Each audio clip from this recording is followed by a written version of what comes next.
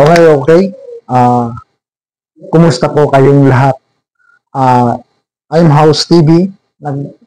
Nagba-vlogs nga ako ng house in lot for sale, condominium unit for sale, ready for occupancy na mga condominium unit. Saan po bang area na mga condominium unit? Nagbibinta po ako sa Pasig ng condominium units. Meron din po sa Maynila, meron din po sa Quezon City, may binibenta rin po ako. Meron din po ako binibenta na condominium sa Cainta, Rizal.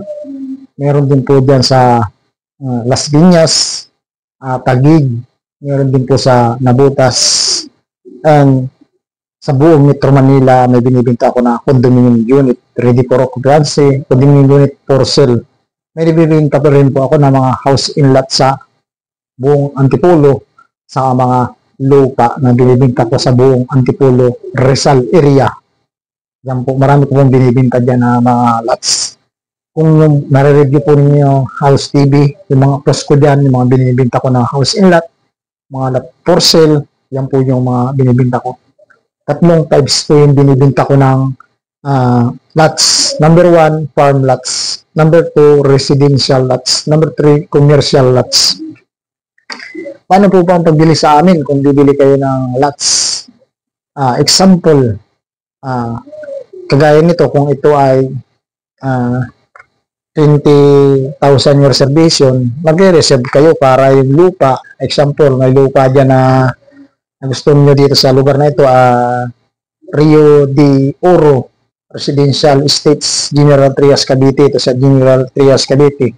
Sa mga taga General Trias, Cavite dyan, gusto po ninyong bumili na lots dito sa Rio de Oro o house in lot. Meron po kami itong house in lot yan po. Ito, house in lot for sale yan.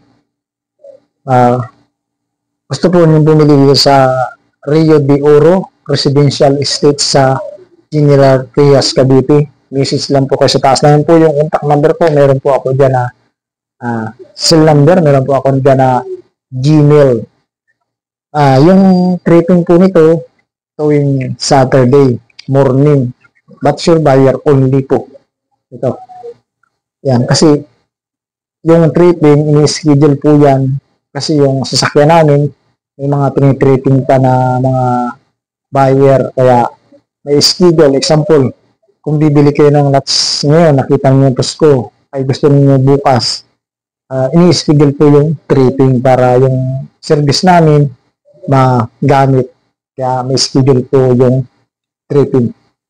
Sa akin po, schedule ko po ay Saturday kasi yun yung binigay sa akin ng company na yung talaga yung schedule ko na available ako ng Saturday na mag-tripping morning. Maganda po para hindi sobrang init ng panahon, para din po protection sa inyo, hindi kayo mainitan, lalo na kung mga beautiful girl yung mag-tripping o mapuputi, hindi sanay sa sikat ng araw. Pwede pong morning talaga yung tripping. Ito po ay house. Yan. Rio de Oro Residential Estates, General Trias, Cavite. Alam niyo General Trias, Cavite? Napakadami po dyan na factory. Kung gusto po ninyong bumili sa General Trias, Cavite ng house in lot, itong Rio de Oro. Kontakin lang po ako ninyo ditong Rio de Oro. Yan po, napakaganda po niyang Rio de Oro. Okay? Diyan na po yung cell number ko. Next po, ang ating nasa General Trias din na pinagbibinta ko. Ito pong Eagle Ridge.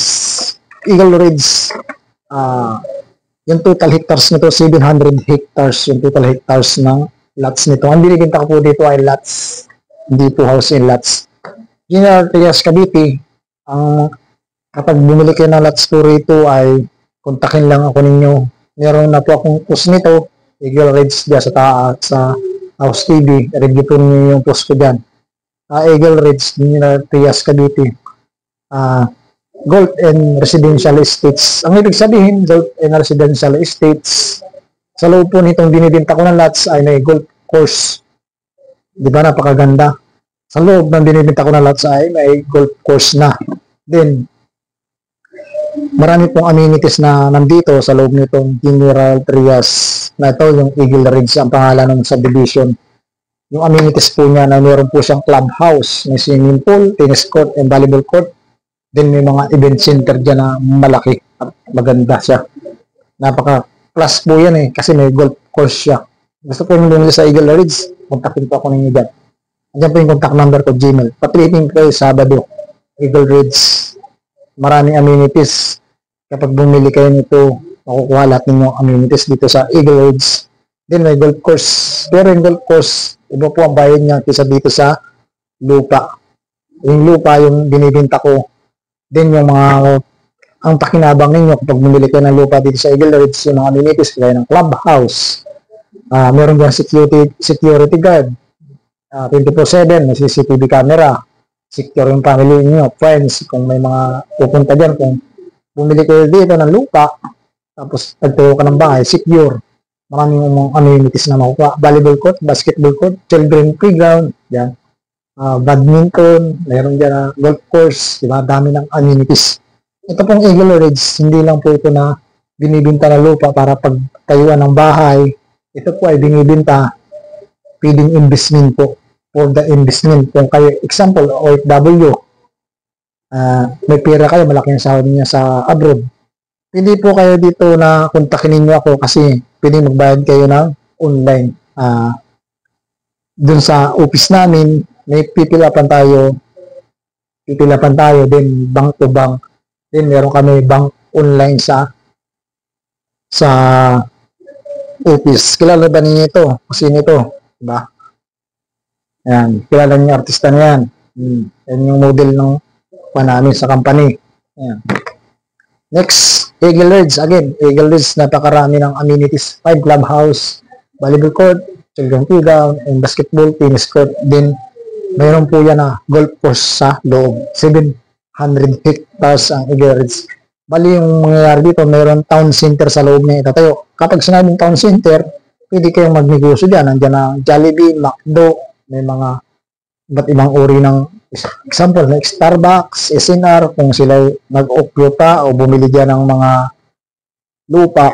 Siyempre, kapag yung town center, maraming tao, may basar po kasi sa loob niyan. Pag maraming tao, siyempre, yung Jollibee, McDo, kukuha yan dyan ng pisto or Starbucks, SNR, ano pa man na uri ng establishment na mga fast food. Ganda. Kaya, dadami maigi yung tao dyan kasi hindi pa overcrowded. Kasi malayo sa Manila, General Trias, Cavite. Then, next, ito.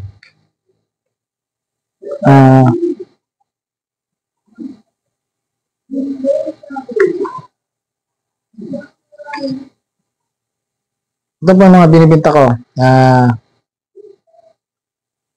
Gusto po nyo bumili ng lupa dito sa kung kayo po ay taga Batangas. Ito po ay malapit sa lake ng Batangas, Catalina Lakes yan. Sa mga taga Batangas yan, Catalina Lakes and Bawang Batangas. Sa mga taga Bawang Batangas yan na gusto mag-invest, bili na po kayo nito, Catalina Lakes. Kontakin po ako ninyo dyan, free tripping. Saturday, bachelor buyer only. Pwede po kayo mag-invest dito sa Catalina. Complete amenities po niya, napakaganda niyan. Kasi basketball court, volleyball court, and children playground, and concrete yung road niyan, underground drainage system, electrical facilities, centralized water system, may security guard 24/7, CCTV camera, di ba? Pag nagtayo ka dyan ng bahay, may security guard na kayo, mayroong CCTV camera pa, yung family niyo and friends na bibisita sa bahay niyo. Then, kung meron ka naman na investment dyan, sa loob, secure na secure kasi may security guard. Hindi makukuha na kahit sino kasi sa loob. Hindi kayo bumili ng lupa dito, Bawang Batangas. Kasi ang Bawang Batangas, develop niya. Marami na dyan na bahay o Catalina Lake. Lake po yan, no? Lake, Bawang Batangas. Yan. Supunin nyo yan, kontakin lang po ako ninyo. Okay? For the investment, napakaganda po nito, Bawang Batangas. Kung gusto nyo mag-invest dito, ako, promise na kasabi sa inyo, lots. 100% na malaki ang tubo. Kung ako, example, may pera akong milyon, dito na ako mag-invest sa lots. Kasi, kung mag-invest ka sa lots, patulog ka lang. Ilang years? 5 to 10 years. Example, nagbili ka ng 10 million na lots. Pagdating nga ng 10 years, yung 10 million mo, baka mga 40 million o 50 million yan. Ilan naman yung tinubo mo, di ba? Higit pa sa doble. Ganun siya ka-easy. Wala pa masyadong maintenance na sabihin mo na mabubulok. Siyempre, yung lots hindi mabubulok. Nag-i-increase pa ngayon kada taon, di ba? Hindi yan kagaya ng mga ibang food. Kapag hindi nabili, mabubulok yung lots. Kapag hindi nabili ng how many years, andyan pa rin siya, lalong nagmamahal. Ganun ang kagandang imbes ng lots. Diba? Next, ito naman po ay sa Batangas ulit. Santo Tomas, Batangas. Sorry. Santo Tomas, Pampanga. Ito. Sa mga taga Pampanga dyan na naghahanap ng bahay, siyempre yung Pampanga, develop na yan. Ganda ng develop niyan. Glory Heights. Gusto po niyo bumili dyan ng bahay, bili na po kayo dito sa Glory Heights. Sa Santo Tomas, Pampanga, Glory Heights. Gusto ba niyo bumili dyan? Kontakin lang ako niyo, Glory Heights. Santo Tomas, Pampanga. Okay? Ito naman po. Meron din po ito na sa Dasmariñas, Cavite. Pag sinabing Dasmariñas, Cavite, napakaraming factor dyan. Kasi dati ako dyan Dasmariñas, Cavite. Very nice place yung Dasmariñas. Dami ng mall dyan sa Dasmariñas. May Isinarna, may Ayala Mall. Then meron na dyan na Dasmariñas. Mall, Ayala Mall. Then mga Robinson, may mga ano ba ito? Yung mga kainan dyan Max Restaurant. Yan. Dasmariñas. Talagang nakasinsado ng Dasmariñas, Cavite. Ito po ang pangalan nito, Orchard Golf Country Club. Yan. Orchard Golf Country Club. Gusto po ninyong bumili ng lots dyan? So, complete din po amenities. Mayroong swimming pool, mayroong volleyball court, clubhouse, tennis court, and security guard, and complete yung road niyan, underground drainage system, electrical facilities. Siyempre, sa lahat, may golf course. O, di ba? Golf course. Kaya nga nakalagay Orchard Golf Country Club. Di ba? Gusto po ba ninyong magpa-rating dito yung Sabado, bumili ng lots? O mag-invest po kayo, Dasmariñas, Cavite. Perfect place din po yan, Dasmariñas, Cavite. Ako nakasabi sa inyo. Kasi, kulang-kulang 4 years ako nakatira dyan, kaya namamapa ko yung Dasmariñas, Cavite.